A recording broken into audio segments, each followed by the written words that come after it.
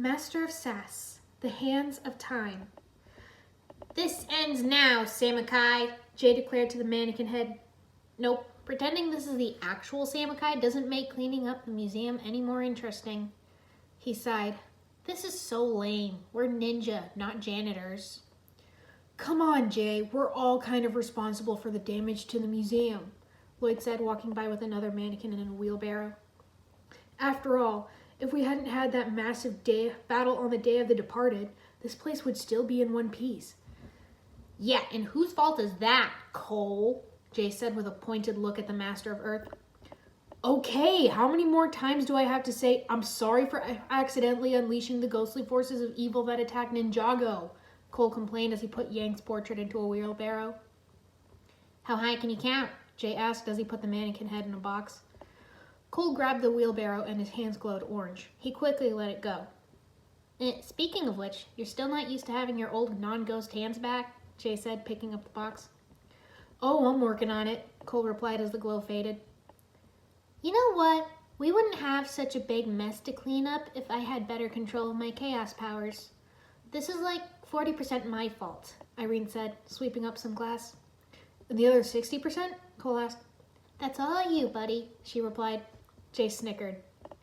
The three of them headed out to the front where Nia was struggling with a large box. This is exhausting, she gasped, setting the box down and straightening up again. If I could go back in time, I'd tell Dr. Saunders we were too busy to help. Nia, you may recall that the rest of us once time traveled, Zane said as he came out with the cart. It can have devastating effects and should not be used lightly, certainly not to get out of labor. It's just an expression, Zane, Nia said, going back inside. She walked over to her brother, who was staring at a portrait. I don't believe it, Kai muttered. What is that? Nia asked. I think it's a portrait of our parents, Kai exclaimed. Nia looked at the back of the portrait. Whoa, this dates to when I was like 3 years old, she said. Shortly before they disappeared. We know so little about them, Nia, Kai said. Father was the elemental master of fire. Mother was the master of water, Nia said, summoning an orb of water. And they left us the old blacksmith shop and little else, Kai added. They left us our powers, Nia reminded him.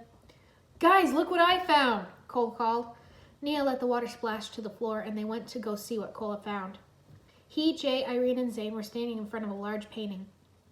Isn't that Garmadon? Jay asked, pointing to one of the figures in the painting. It is, Cole said. He turned to Lloyd, who was coming to see. Lloyd, that's your dad. And there's Master Wu, Kai said. He looks so young, Nia remarked. It's so strange seeing Wu without the long beard, Irene said. Look at them, my father and uncle. Ninjago's two greatest elemental masters. I wonder if I'll ever live up to their legacy, Lloyd said. First Kai and Nia, now Lloyd. It's family picture day at the museum, Jay remarked. Does anyone recognize this battle? Cole asked. Pixel, analyze, Zane said. Facial contour mapping indicates this scene takes place 40 years ago during the Serpentine Wars, Pixel said. During the Serpentine Wars? But Ninjago was at peace. Who would they be fighting? Cole wondered. Dr. Saunders approached with a tray of drinks. Refreshing time! Hot, sweaty work deserves a cool drink, he said cheerfully. Ah, thanks, Dr. Saunders, Kai said, taking a cup for himself and passing around the rest. They all started to drink the pinkish liquid in the cups. Enjoy the pickled beet tea, Dr. Saunders said. Lloyd, Zane, Kai, and Nia all choked and started coughing in disgust. Cole intentionally dropped his, spilling it. Oops, new hands, so clumsy, he said. Jay shrugged and finished his. Irene looked Cole dead in the eye and drained the cup, trying to maintain a poker face. She was clearly disgusted with the taste, and her cheeks turned red as she shuddered and made a face. Cole couldn't help snickering. Lloyd put his cup back on the tray. What's this painting? He asked, gesturing to the painting of the battle they'd just been looking at. Oh, this? Nothing. Minor skirmish, no historical significance. That is why I don't hang it in the main gallery, Dr. Saunders explained. It looks pretty significant to me, Jay said as he placed his cup on the tray. This thing is huge. Yes, a huge myth, the folklores, Dr. Saunders said. Zane put his own cup on the tray. Even if it is a myth, who are these men Masters Wu and Garmadon are supposed to be fighting? I have no data on them, he said. Dr. Saunders sighed and set the tray down on a nearby box. There is a legend, twin brothers called the Hands of Time. The Hands of Time? Kai repeated.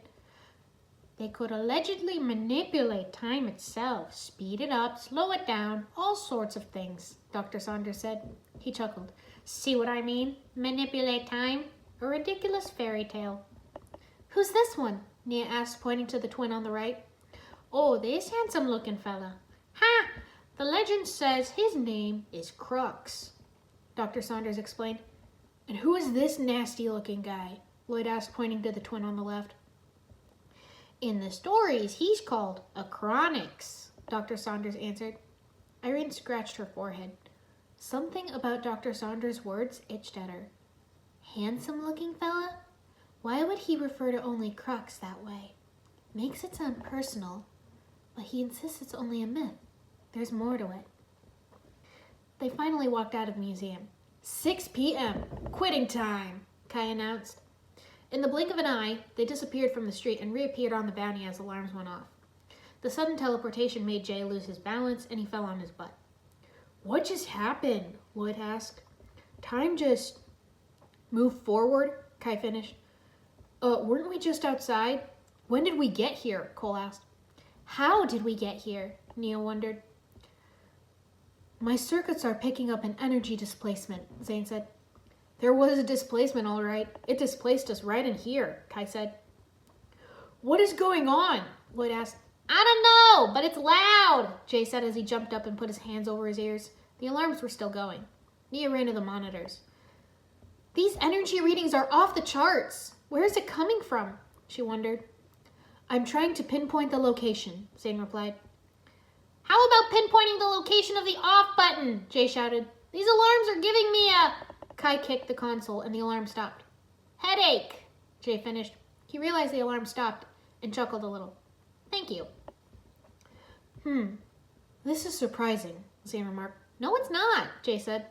I've always had sensitive ears and I think I know how we suddenly appeared on the Destiny's bounty, Zane interrupted. How? Cole asked. The displacement we experienced was not caused by normal energy, Zane answered. Not normal energy? I never would have guessed, Irene sassed. Zane gave her a look. It was temporal energy, he finished. Oh, well, temporal energy. Of course. Everyone knows that's, powerful, Jay said lamely. You have no idea what temporal means, do you? Kai asked him. I do not, Jay replied. It means time, Lloyd said. Precisely. Whatever created that displacement can warp the very fabric of space-time, Zane said. Which is powerful, right? Jay asked. Very. All the normal rules of existence no longer apply to such a force, Zane answered. Told you it was powerful, Jay said to Kai and Irene. You guessed lucky, Irene told him. Zane and Nia continued to locate the source of the energy displacement. Jay sighed. Okay, yes, there was a little hiccup in time, but just one. I'm sure it was nothing. They probably happen all the time and we don't realize it. You know, like deja vu. Can we go home now? He asked. Everyone gave him a look. Seriously, we just cleaned up an entire museum. Aren't you guys tired? Jay whined. Well, Zane's voice trailed off. Well, Nia prompted. I've located the surge's epicenter, Pixel said. Where, Pixel? Zane asked. An image of the old monastery appeared on the screen. The old monastery. The monastery? That place totally burnt down. Why would anyone or anything be up there? Cole wondered. We should find out, Irene said. Oh, why? Cole's right. There's no reason for anyone to be up at the monastery. Zane's probably malfunctioning, Jay complained. Self-diagnostic indicates negative, Zane said. Jay nudged him. How about now? He asked. No, Zane said. I agree with Irene. We should go. Where there's smoke, there's usually fire, Kai said. And where there's massive energy displacement, there's usually trouble, Nia added. Well, maybe it's like You know, a harmless massive energy displacement. Jay tried. Everyone gave him a look. Come on, seriously, I'm exhausted. We did our good deed for the day, Jay whined. Wait, Master Wu said he was going to the monastery, Lloyd recalled. Something about finishing an old fight. He said this was something he should do alone. Jay sighed.